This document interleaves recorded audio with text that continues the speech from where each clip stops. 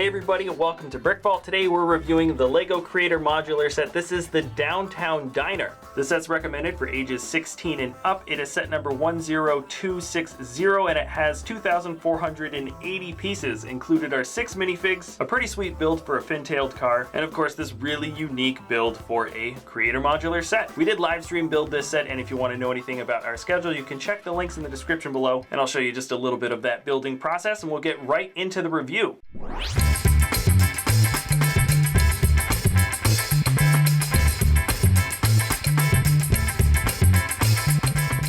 Okay, so the Downtown Diner is complete. The live stream took about 8 hours, but I feel like we're building a little bit slow this time around. And I have to say, I got really good impressions of this set when putting it together. For now, we're just gonna focus on the build for the diner. The front does look amazing, but as you see, as it rotates around, there is one sort of blank side. That's the side that pretty much has to be up against another building. And then the back, there's a considerable amount of space with a wonderful build for a stairwell. And then this side can kind of function as a corner, but also be placed against another building. Now let's start by talking about just the look of this set from the front. It's got that really awesome 1950s style. The window has a great shape that arcs around. The lettering for the diner is really good. And we have that really sort of interesting round teal shape that goes over the front door. The front door itself has an exclusive print that says gyms and shows an open and closed sign. And when you take off the top layer, you can see that the restaurant looks a little bit better, a little bit more well lit. And as you pan down, you have some fun little builds for flower pots, a mailbox, and even a parking meter. Coming back the other way, this is a nice close look at the bit of archway that makes up the windows. There's arches on both sides that make the corner, and the window itself actually curves. Zooming back out and looking just above the window, we've got this awesome build that makes up the lettering for diner. It's mostly smooth and tiled over, and I think my favorite letter is the build for R. The big pink letters are juxtaposed nicely with this sort of darker teal that we have on the right hand side of the front of the building. We have a wonderful set of smooth and round shapes that arcs all the way down. There's an awesome build for what makes up the shape of that window with the white pane that runs down the center, and it feeds in just right to match up with the arch by the doorway. Solid set of designs here. And the only other thing that I'm going to point out on this part of the build is that we have an interesting bit of build for those tan bricks. Those are a bunch of plate pieces that's kind of made to look like bricks on the front. From this angle, you can see kind of a fun bit of building that makes up the edge of the roof. Very simple arches that hang over the windows, and a nice little balcony, which I think has new pieces for both the flower stem and the flower on top of it. Those are awesome little circular windows, probably one of the more fun, clever bits of building. And moving on to the back, there really isn't a lot. You can see a couple of trash cans at the bottom by the back door, a couple of different stairwells and open balconies and the such, and the roof itself is pretty basic. If there's one thing to focus on in the back, I would say that it's this second stairwell from the second floor going up to the top. It's a really fun bit of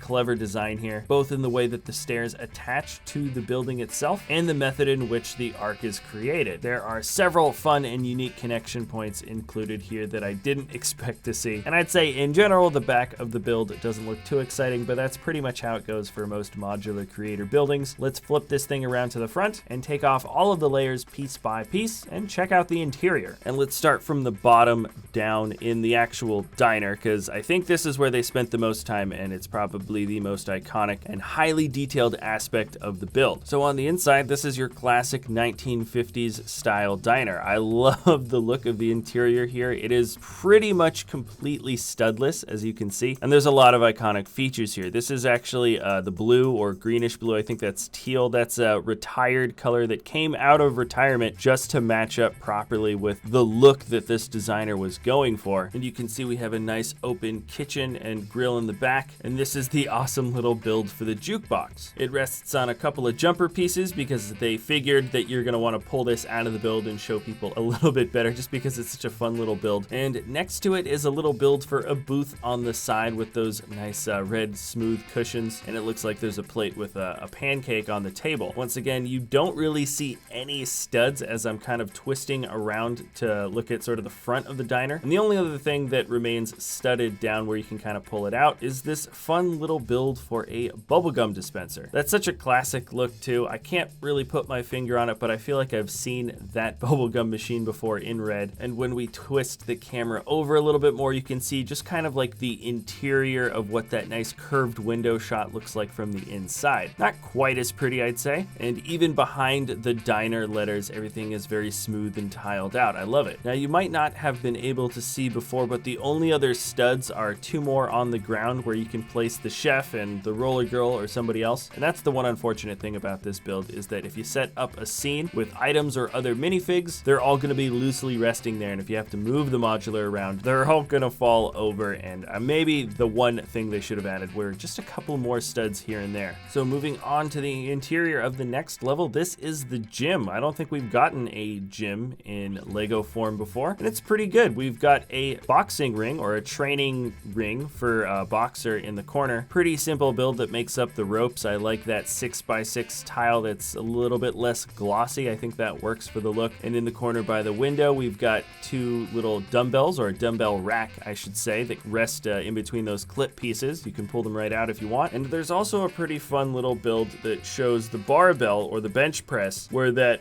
barbell is loosely resting between a couple of pieces, yet it doesn't want to move around or fall out. That's a pretty good build for a water cooler, actually. But probably the funnest, that's where the best part of this build for the gym is the rotating or loose hanging punching bag. Its mobility comes from the fact that it's hanging from that fun little Technic arm, and it allows it to kind of swivel around in any direction. It's a pretty realistic motion, I think, that we get for the punching bag. And now I have placed both the boxer and the bodybuilder into the build. And personally, I like the fact that the floor is completely studded here. You can add a lot more characters and set up a lot more sort of permanent scenes without the thought or threat of everything falling over when you pick up the modular build. We can place this layer back on top and then move on to the next floor. And here we have our first music recording studio. I guess we'll start in the one corner where we've got kind of a lounge or just a nice sort of plush looking chair and a little stand that's got a stud there for, I believe, placing like a drink or something like that. Along the wall, you can see a record and a glass door that leads out to the stairwell, and a fun little build that makes up those black arches that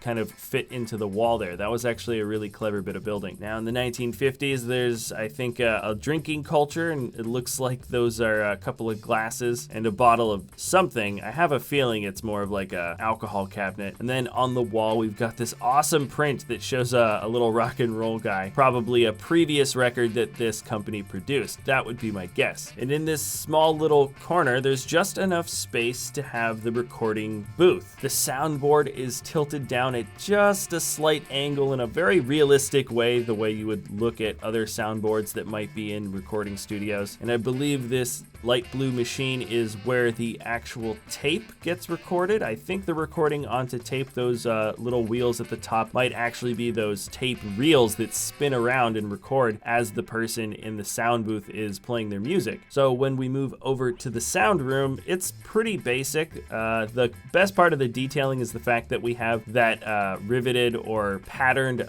sound foam that's on one of the walls. This totally makes sense. That's the way you would set up a sound studio. I don't understand why there wouldn't be more, maybe. I think, you know, sort of like to have a realistic look, you'd probably need more than one wall soundproofed, but the effect looks pretty good, and I like that build for the old style microphone. Now I've added the manager and our rock star, the manager behind the booth doing the recording, maybe giving some suggestions while we've got our Elvis-esque rock star singing away and playing the guitar. Not a bad little look, and that is it for most of the interior. And to be honest, the top of the roof doesn't really have a whole lot of details that I think are really worth mentioning. You can see a skylight window that's propped open in the corner, and we have some rounded pieces that kind of match up with that fun detailing that we have in the front. Other than that, not a whole lot of detailing, maybe a ladder that swings up in the back. But now let's move on to the minifigs in this set. There were 6 included, and this is the first LEGO Creator modular set that decided to veer away from the classic smiley happy face that we got from all the other Creator modulars. And personally, I think this was a good choice. We actually got a couple of new face prints even, and some fun new hair molds. So I'm gonna start this off in the order of favorite to least favorite. This is the first guy here, the Rockstar. The torso piece is actually Robin's torso piece from the Batman Lego Movie Scuttler set, so that is no longer an exclusive piece, but I totally understand why they chose this particular print for the Rockstar 1950s style. It's all kind of studded out with sequins, I think, and it just totally makes sense with the pink shirt and everything. Yeah, it fits for this guy, and he's got an awesome sort of jacked up hairstyle, and his alternate expression here with the guitar shows him sort of singing, and it really does give me the impression that's like a face Elvis would make if he was singing. I have a feeling that's somewhat intentional. There's just something so like recognizable about this funny singing face, and it's definitely my favorite expression from this set. Now here's a better look at the roller skating girl. She's the one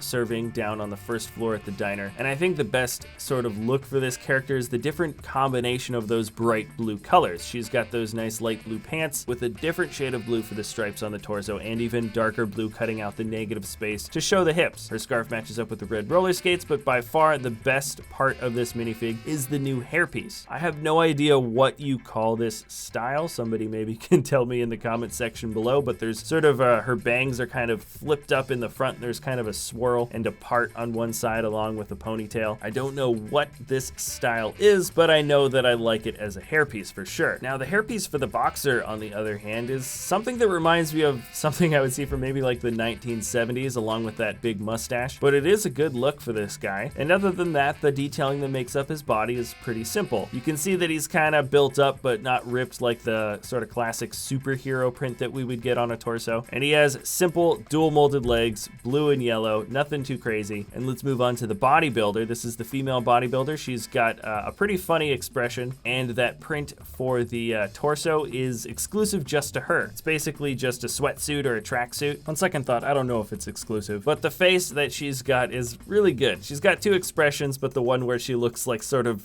disgruntled or distraught, and she's sweating, and she's also got kind of like a scuff on her face or something. I feel like that could be one of the more useful expressions to have from the set. And then getting to the last couple of figs, this is the manager, or the music studio manager. You can see she's a little bit of an older woman. She's got kind of the wrinkles by her eyes. And as far as I can tell, none of the parts that make her up are actually exclusive, but I do love that sort of redded bob haircut. I think that hair mold came out originally for Black Widow, but it still is one of my favorite female hair pieces that comes out for a Lego minifig. Once again, I don't think any new parts are made up for the chef. I think we've seen all these prints before, but you can see they kind of gave the chef a bit more personality. He's got the sort of sideburns that are graying and some scruff around his face. He looks friendly, and there's probably nothing much more to say about that. Now you saw this awesome tail fin pink convertible from some of the larger shots of the set, but getting a closer look at this car, this is kind of the embodiment of what that sort of retro 50s style is, and I don't believe they've got an official name for what type of car this is. If I had to put a guess on it, I'd say it's maybe a Cadillac Eldorado. That would match up with sort of the way the front headlights are built in and the super large fins in the back, because they're just massive. But really, this is just kind of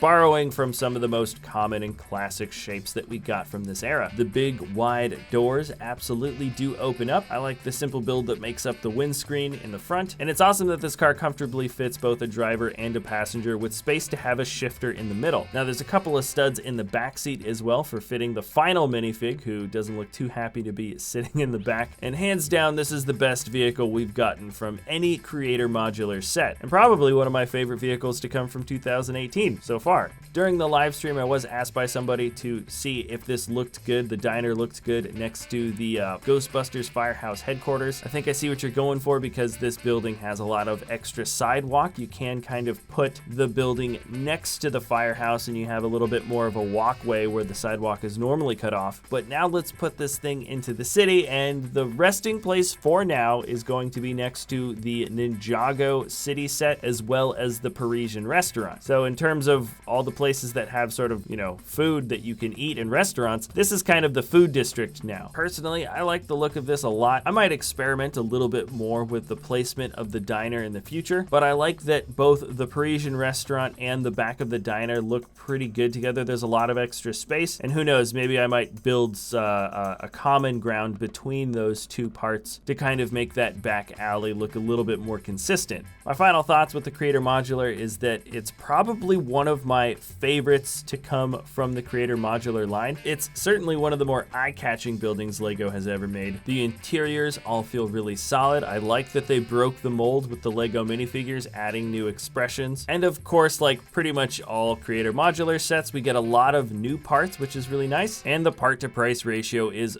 excellent as always. And I love that it can function really well as both a corner piece and a building that can be sandwiched between two others. That makes it a lot more diverse, very similar to the Parisian restaurant in that style. Technically, neither of them are supposed to be corner pieces, but they work fine on the edge. And all right, I think that's it for the review, everybody. So thanks a lot for watching. If you enjoy our content, you can always like or subscribe, and we'll see you next time at BrickVault.